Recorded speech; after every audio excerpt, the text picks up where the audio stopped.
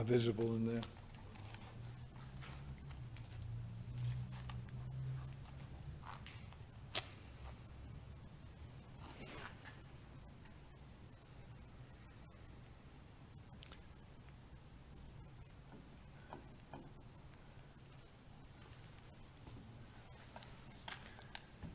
Good morning. On behalf of people in Mexico, say good night. On behalf of people in Singapore, say good afternoon. And people all around the world are going to be watching us, but not at this moment. This light, this familiar light that we've just kindled, is an outer sign of an inner manifestation. Because in this moment we light the fires of compassion between us. We cast the glow into the welcome of each other's faces, and we let it spill out onto the streets. And not just these streets, but streets now all over the world. And in this little glow that it makes, we invite the presence of that one spirit that people have always called holy. In its light, let us feel welcome as we give welcome to that which, after all, gives meaning to our lives. So in its glow, we say, one Spirit, gather us this morning. Gather us despite our physical distance. Gather us despite our preoccupations, our small wounds, our large fears. Gather us despite our reluctance to share our lives. Gather us despite the numbing shields we place around ourselves. Gather us despite the screen of projection that we put on each other. Gather us even though we cannot assure you or even ourselves that our ears are not too well blocked, our hearts too hard, and our minds otherwise engaged. Gather us because we belong together. Gather us because we belong to you. Now let us begin. I'm going to ask Jill if she'll read for us.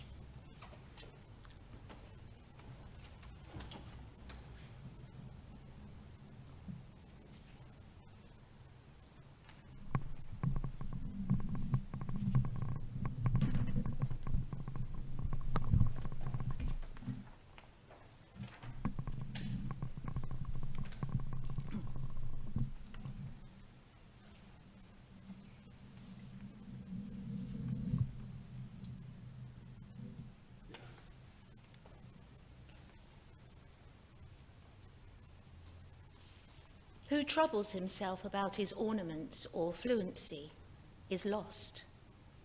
This is what you shall do. Love the earth and sun and the animals. Despise riches. Give alms to everyone that asks. Stand up for the stupid and crazy. Devote your income and labor to others. Hate tyrants. Argue not concerning God. Have patience and indulgence towards other people. Take off your hat to nothing known or unknown, or to any man or number of men. Go freely with powerful, uneducated persons, and with the young, and with the mothers of families. Read these leaves in the open air every season of every year of your life. Re-examine all you've been told at school, or church, or in any book. Dismiss whatever insults your own soul, and your very flesh shall be a great poem, and have the richest fluency, not only in its words, but in the silent lines of its lips and face, and between the lashes of your eyes, and in every motion and joint of your body.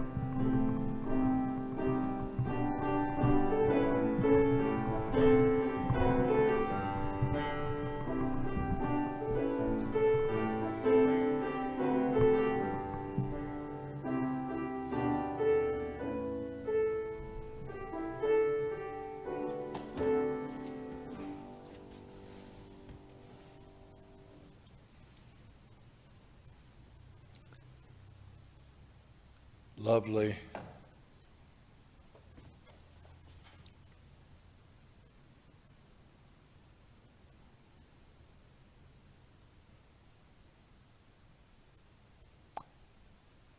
Thanks, Jill, and thanks, Will. Your names rhyme on purpose. Is there something we should know?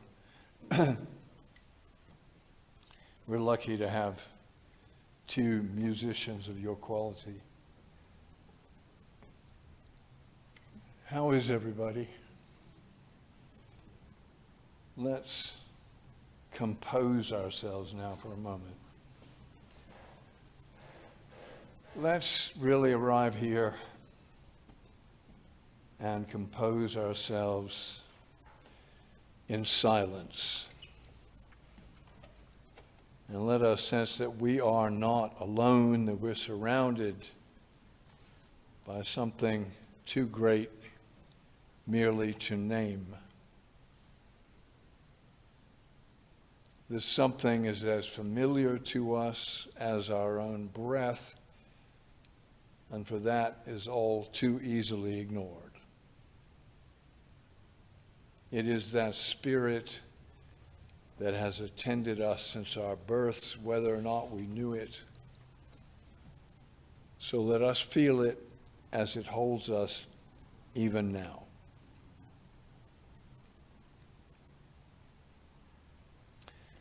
This spirit may tell us something this morning. It may reach us through the web of defense and denial.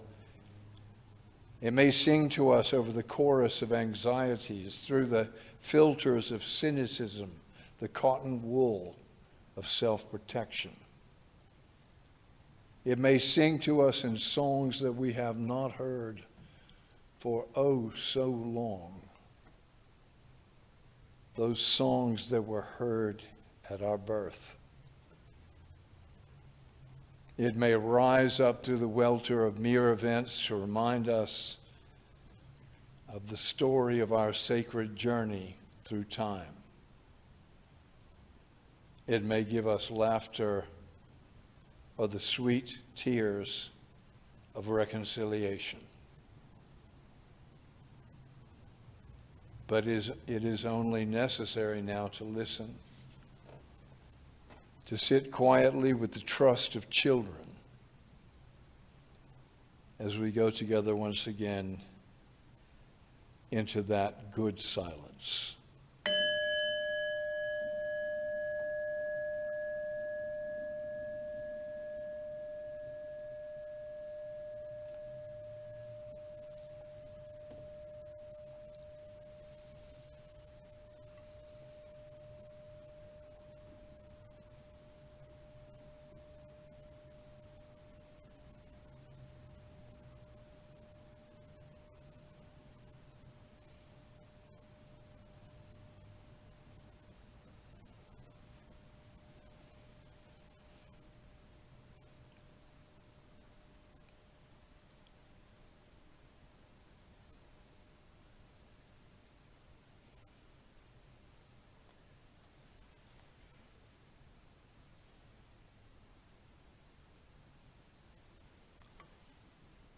One nameless one God of history, welcome guest of the present, Spirit of what will ever be. Hold us in our confusion, our doubt, and our despair until we have learned to seek you in every dark corner of the world. Give us your presence not just in prayer, but in all the lost hours of our time. This is what we ask, and so we say, so be it. Inshallah, shalom. Amen.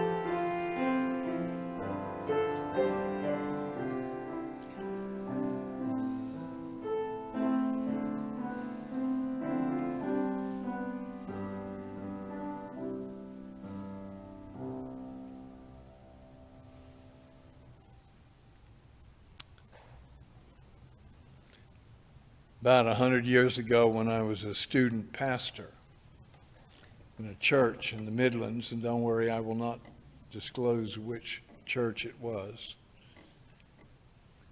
I annoyed some pillars of that community one morning, and the cause was the half-serious title I put on the notice board of my sermon. I called it, "I'll be a pig for Jesus." They failed to see the humor in that. I shouldn't have done it. I was only a student after all. Among the many lessons I learned was that some Unitarians like their religion served up with a good measure of soberness, free of my unfortunate tendency to make jokes at every opportunity. But actually, I was being serious. Now, even the unchurched among you must remember the story of the prodigal son. You remember that? Prodigal son. It took me a long time to learn what a prodigal was. As a young man who decides he doesn't want to wait for the death of his father to inherit his share of the family wealth. So he manages to convince him, "Come on, Dad," he says, "let me have my share now while I'm young so I can enjoy it." And reluctantly, Dad says, "Okay." He divided the estate and handed it over to the kid.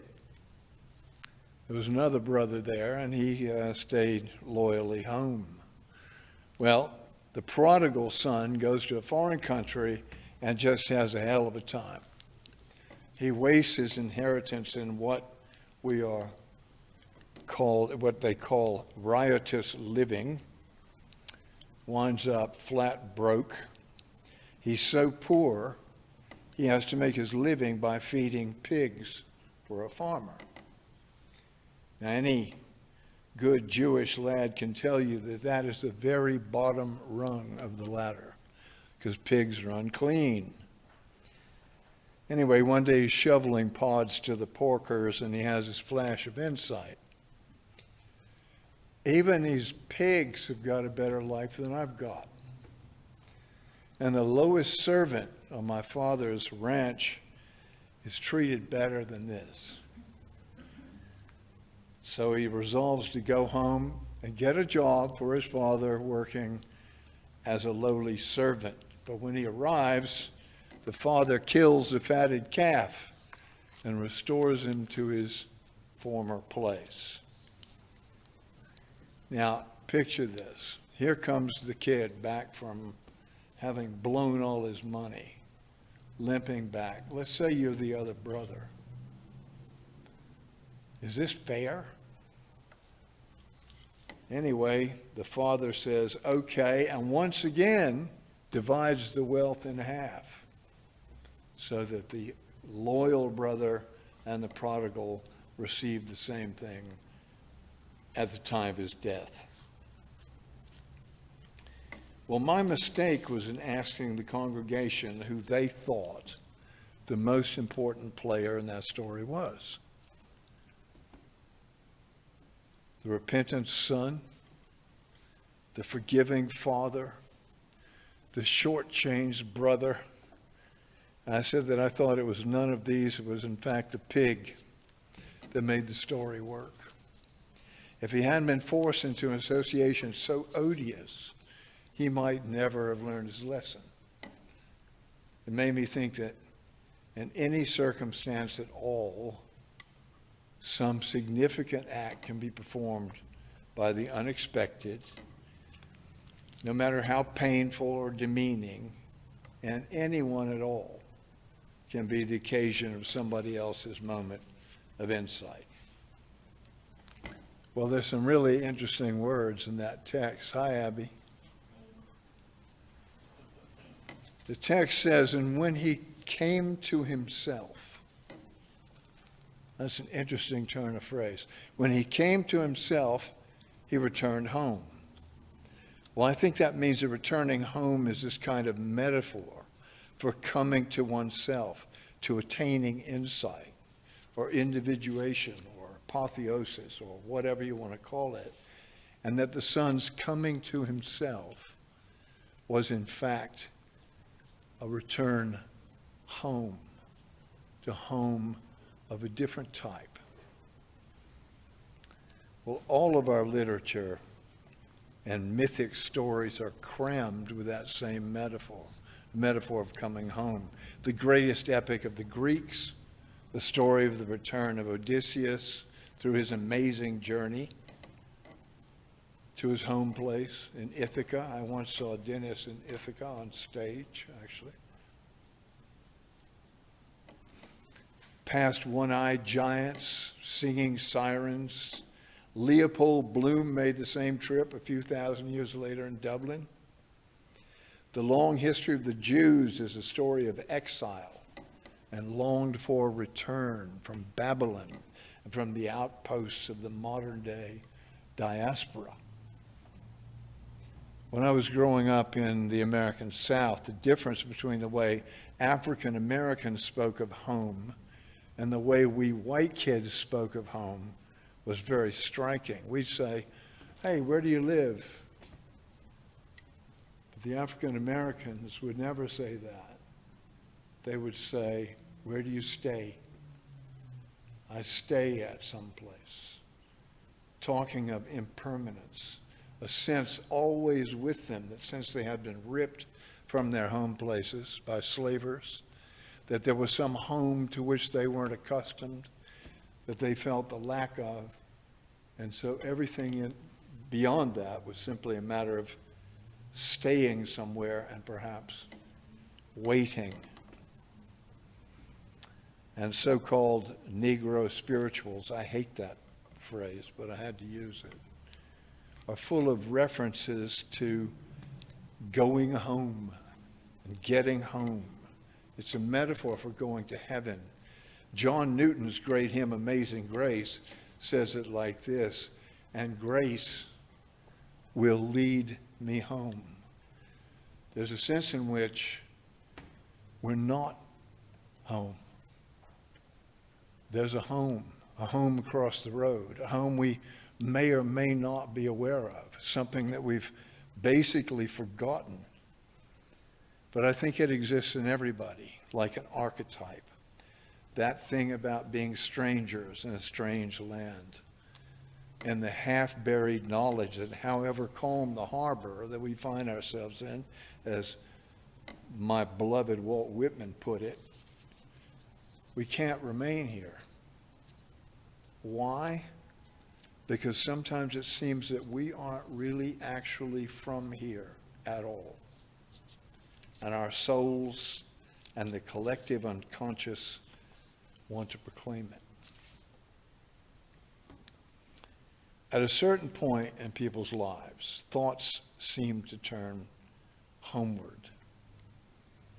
The theologian Sam Keen speaks of this, what he called a soul landscape that's sought by people unconsciously, a longing to immerse oneself in it that is very powerful. When I talk to people who are living abroad, and that must be at least half of London, if you think about it, it's common to hear people describing their home places with this sense of longing, whatever it was that made them leave oh so long ago. It's easier maybe when you're young to make a life out of adventure. I did that. Thrilling to the sights of foreign landscapes. But sometimes this feeling of lostness can creep up on you. And you feel you would trade the most thrilling and exotic of sights for a moment out of your childhood. One moment. In my case, the smell of freshly turned red clay in my grandmother's garden, or a tall glass of iced tea with mint from the back porch, the sound in the night of a Doppler effect train horn as the Atlantic Coast Line Railway went past my neighborhood. And maybe that's why I've always loved the writing of the novelist Thomas Wolfe.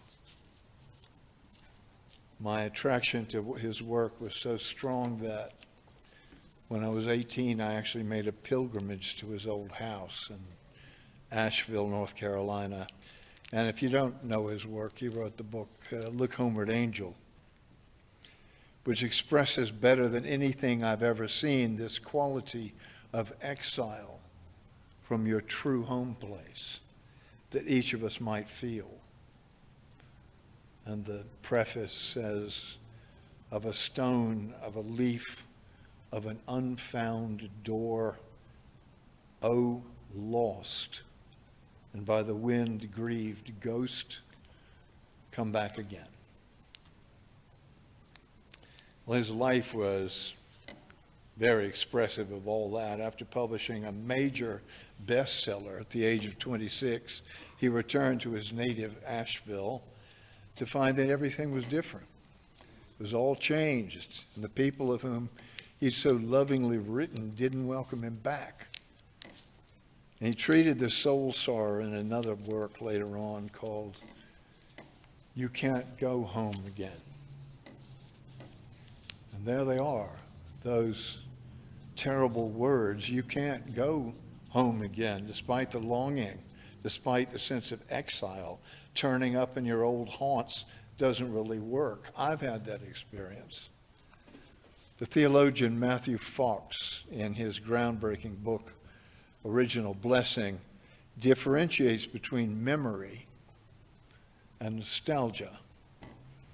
Memory, he says, is the quality of recalling things as they actually were, free of sentimentality, and without employing the soft focus lens to recreate them. But nostalgia, by contrast, is more of a work of fiction, painting events and people and places with qualities that serve a need of the childish psyche. In fact, the word nostalgia comes directly from the Greek with the root meanings of home and sickness. Nostalgia is homesickness. That's that thing we all experience as kids in summer camp or on a trip somewhere away from our parents. But I think the telling words from that chapter in the Bible are the ones that came as a result of the sight of that pig. I picture it as one pig. It may have been many. I can see the face of this one pig and the guy about to feed him some pods and him saying, wait a minute, what am I doing? The parable, of course, uses the physical return as the final payoff. But is that so? Wouldn't the grumbling of the brother, the guilty feeling of the prodigal, at least the reduced circumstances of the father's estate have spoiled all that? Where's that mournful voice of Thomas Wolfe telling us the hard truth? You can't go home again. We know what twists and turns life takes. We've seen changes that were unimaginable to us when we were young. We have good reason to believe that we shall not find ourselves wrapped in the dream of childhood safety as we approach our own ends. It may be that we don't know anyone at all from our early lives. I think I am almost in that place now. That the place where we face the unknown is still strange to us. And all of our retirement plans, our insurance policies, our carefully guarded Christmas card lists, they can't help us. Because we are strangers in a strange land. But if we have managed to come to ourselves, I love that, then nothing really matters. Learning to be at home in one's own skin, to find security enough, reality enough, meaning enough in one's own basic portable self must be the high goal that Jesus was hinting at, and the Buddha as well. It's something that we're set on earth to learn to do. The overcoming of exile from one's true self is a guaranteed mission. We all accept it at birth. And if we feel that we haven't quite managed it, well, I'd say we shouldn't worry, because we are at home here. This is where we're from. This universe is not finally strange to us at all. We will surely know that too when the time comes, when our time comes. As Thomas Wolfe, the keenest student I know of human exile, expressed in these last words he wrote ever. They were a letter to his editor, Maxwell Perkins. He died at the age of 37. He was a big man, 6'8". He could not restrain his restless urge. They had to make a special coffin for him when he died. And he wrote Maxwell Perkins, and here's what he said. But before I go, I have just one more thing to tell you. Something has spoken to me in the night, burning the tapers of the waning year. Something has spoken in the night and told me I shall die, I know not where. Saying to lose the earth you know for greater knowing, to lose the life you have for greater life, to leave the friends you loved for greater loving, to find a land more kind than home, more large than earth, whereupon the pillars of this earth are founded, toward which the conscience of the world is tending. A wind is rising, and the rivers flow.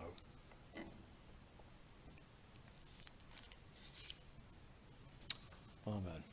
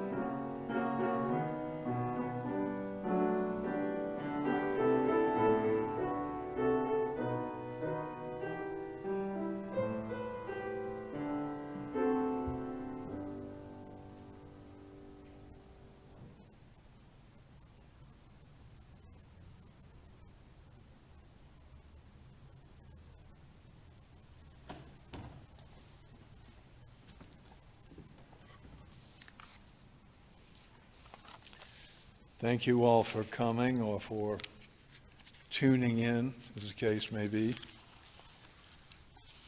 We miss you around here,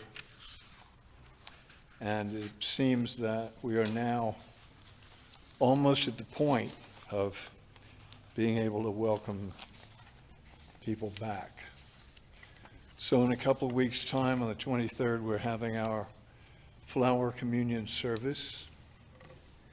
And I think for the first time, we might try doing it digitally as well, so that even those of you who live in places like San Miguel de Allende in Mexico and Singapore and places like that might keep a flower with you during the service. Thanks to Will and Jill. As we turn now to go, to resume those tasks we've set ourselves, let us carry with us something of the peace we may have found here today. Let us resolve to be mindful of the never-failing presence that we call things like the Spirit, wherever our footsteps may take us. And for this, let us look after one another. Let us really look after one another until we meet again. Amen.